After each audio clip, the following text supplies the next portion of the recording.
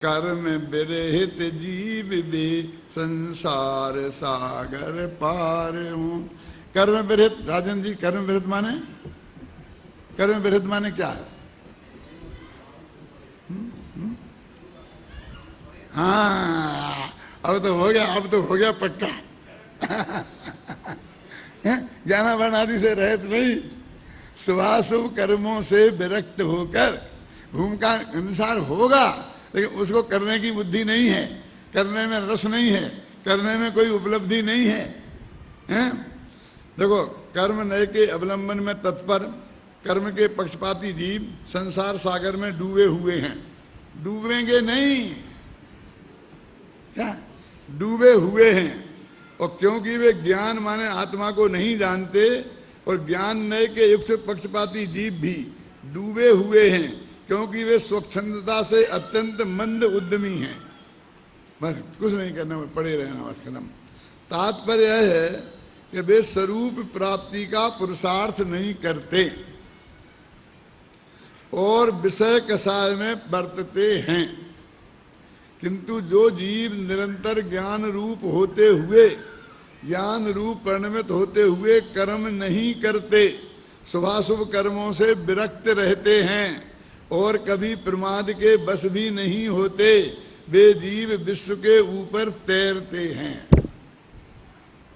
विश्व ऊपरी तरंती है ना। एक उक्त कलश का भाव पंडित जयचंद जी छाबड़ा भावार्थ में इस प्रकार स्पष्ट करते हैं। ये जयचंद जी छाबड़ा का लिखा।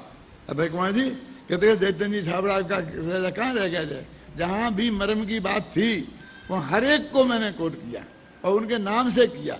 यही बात मैं अपनी तरफ से भी तो लिख सकता हूं, क्योंकि ऐसा थोड़ी है कि मैं जिनवाणी में देख के लिखी तो वो मेरी नहीं है।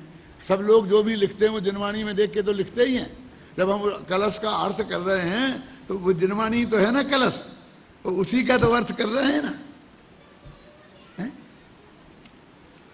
मैं अभी नहीं पढ़ता हूं, अपने पास ज्यादा समय नहीं है। सबसे नीचे की पंक्ति भावार्थ जो मैंने लिखा, नाटक समय सार में इस कलश का भावानुवाद इस प्रकार दिया गया है। नाटक समय सार का पढ़ो भाई, अभय जी खड़े होके पढ़ो, थोड़ा मुझे आराम मिलेगा। हाँ, हाँ, हाँ।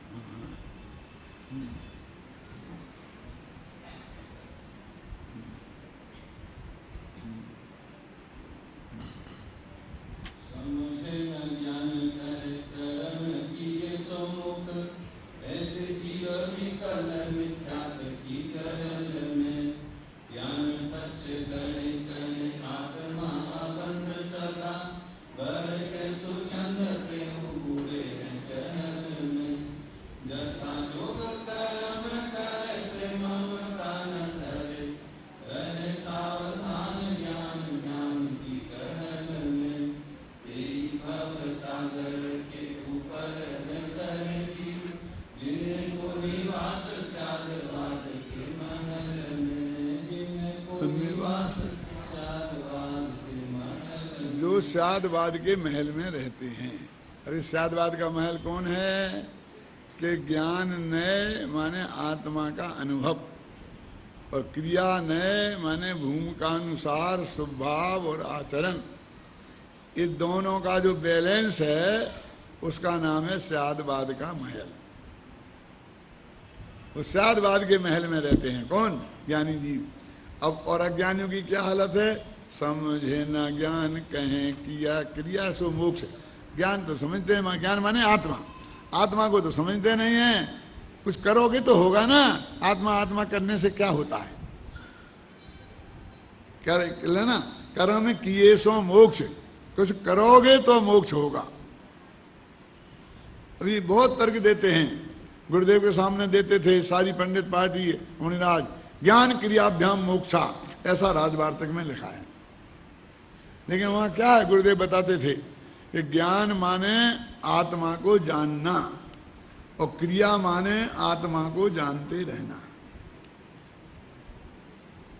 ध्यान इसमें लिखा कहीं निकाल, इसमें लिखा कहीं लिखा ना, अंतिम पंक्ति देखो, ज्ञान ध्यान की टहल में, है ना? ज्ञान ध्यान की टहल में। ज्ञान माने जानना और ध्यान माने उसी को जानते रहना।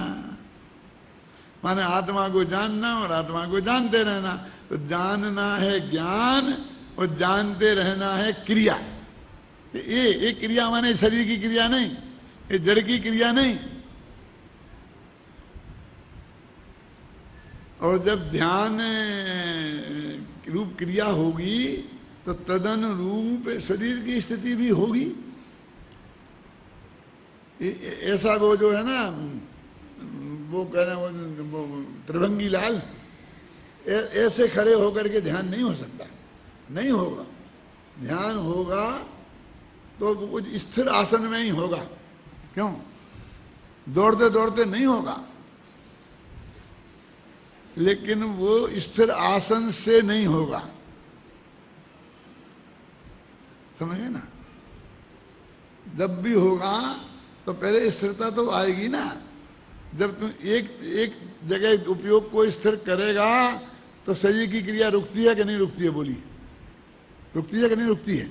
आप जब 1 मिनट रुको, सोच के जवाब देते हैं ना, तो क्या करते हैं? कोई ज्ञान को एक जगह स्थिर करते, सोचना माने क्या? ज्ञान को एक जगह स्थिर करने का नाम ही तो सोचना है ना। तो ऐसा करते हो तो ऐसा कहीं ना कहीं रुक जाता है ना, एक सारे शरीर की क्रिया रुक जाती है ना। तो यही तो हम तो कहते हैं कि शरीर की क्रिया रोकनी पड़ती है। रोकनी पड़ती है नहीं, रुक जाती है। अपने आप रुक जाएगी? नहीं नहीं, ऐसा नहीं, घबराओ मत। यदि तुमको किसी बात पर गंभीरता से सोचना होगा तो शांत चित्त से स्थिर होकर बैठ करके ही सोचना होगा। मुंबई में एक सेठ जी का ड्राइवर मेरे को छोड़ने जा रहा था कहीं, तो उसने मेरे को जो रास्ते में कहा था, बहुत पुरानी बात है, गोदका जी थे, गोदका जी का ड्राइवर था, और मैं उनके घर से साइन से शहर जा रहा था। तो उसने कहा कि ये लोग समझते नहीं हैं, ये आजकल के लोग सेठ चलाने लग गए हैं, ये बहुत बड़ी गलती करते हैं, ये कुछ समझते नहीं है। वो ड्राइवर मुझे समझा रहा था। तो मैंने कहा क्यों भैया, क्या मैं बता दे? मैंने चलो भी सुन तो लो, कुछ ना कुछ तो सिखाएगा। तो बोला कि इनके माथे पे कितना बोझा रहता है, अब इन्हें कहाँ जाना है, क्या करना है, क्या छुड़ाना है, क्या लेना है, तो वो रहता है। अब यहाँ के इस पर बैठेंगे तो वो सोचेंगे उधर, तो एक्सीडेंट नहीं होगा तो क्या होगा? ये सोचना थोड़ी बंद कर सकते हैं। अरे शांति से पीछे की सीट पे बैठे, सोचें, और वो काम हम लोगों को करने दें। हमारा वही काम है, हमें कोई फिक्र नहीं है, हमें तो बस गाड़ी चलानी है, हम बात का ध्यान रखेंगे। अब जैसे पंडित जी आप हो, बोला अप्रोचन करने जा रहे, अब रास्ते में सोचोगे अप्रोचन में क्या बोलना, तो गाड़ी चलाते में तो अप्रोचन ही सोचोगे, एक्सीडेंट हो।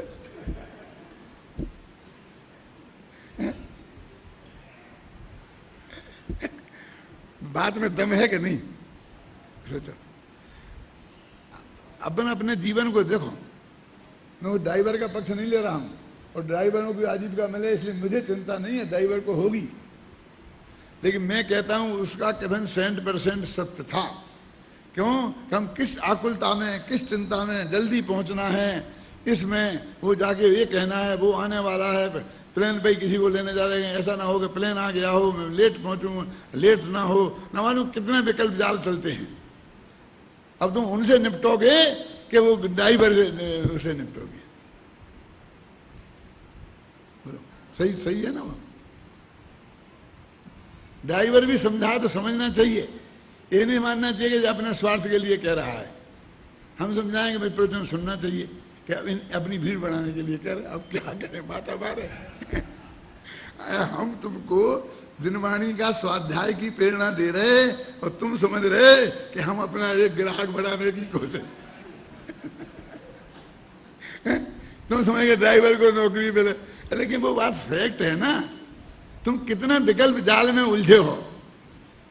कोई भी आदमी कहीं भी जाता है तो किसी काम से जाता है ना, तो काम का दिमाग में उसको घूमता है कि नहीं घूमता है? बोलिए। अब आजकल तो ये मोबाइल आ गए, 1 मिनट की फुर्सत नहीं, मोबाइल चलते रहते हैं। अब ड्राइवर की सीट पर बैठ के मोबाइल चलाओगे तो मब्बी हाल में पुलिस वाला पकड़ेगा, एक्सीडेंट होगा वो अलग होगा। अब पीछे से करो ना तुम फोन खूब आराम से, शांति से। ड्राइवरों को भी नौकरी मिलने तो क्या तकलीफ है? सबसे ज्यादा ड्यूटी हार्ड ड्राइवर की ड्यूटी है। आप समझे ना, मैं तनख्वाह के बारे में कुछ नहीं कहना चाहता हूँ। क्यों? ये खाली बैठना सबसे बड़ा काम है। तुम अंदर घुस गए, न 5 मिनट में आओगे कि 5 घंटे में, ये पता ही नहीं है। पर वो बेचारा वहाँ पर बैठा रहे, और धूप में, गर्मी में, सर्दी में, कितना कठिन काम है। बता दो ना 1 घंटे में आऊँगा तो कम से कम थोड़ा कुछ ना कुछ कहीं जा तो जाए, यहाँ वहाँ हाल है तो हल तो सके। तो ऐसे ये बोलते हैं कि देखो भाई, स्यादबाद का महल बता रहा था मैं आपको। तेई भव सागर के ऊपर तरे हैं जीव, जिनका निवास स्यादबाद के महल में। समझे ना ज्ञान, कहें करें क्रियासो मोक्ष, ऐसे जीव विकल मिथ्यात्व की गहल में। मिथ्यात्व गहल समझते हो? कोई नशा में ऐसा करने लगता है ना कुछ होश में, ना आधे बेहोश में, उसका नाम गहल बोलते हैं। मिथ्यात्व की गहल ऐसी हो रही है, वे जीव ज्ञान का पक्ष लेते हैं, अपने को सदा अबंध मानते हैं और स्वच्छंद बरतते हैं। तेऊ बूढ़े हैं, चले बूढ़े कौन से हैं? ये वृद्ध लोग होंगे ना, जिनको गवर्नमेंट वो देती है इनकम टैक्स में छूट। क्यों? यही बूढ़े हैं ना। देखो तुम्हारी किताब में है ना, बूढ़े कौन से हैं? देखो ना सुरेश जी, बूढ़े माने डूबे हुए हैं। ये बुंदेलखंडी शब्द है। बूढ़े माने डूबे, बेहू बूढ़े के, बूढ़े माने डूबे हुए हैं। कौन? चहल में। और यथा योग कर्म करें पे ममता ना धरें।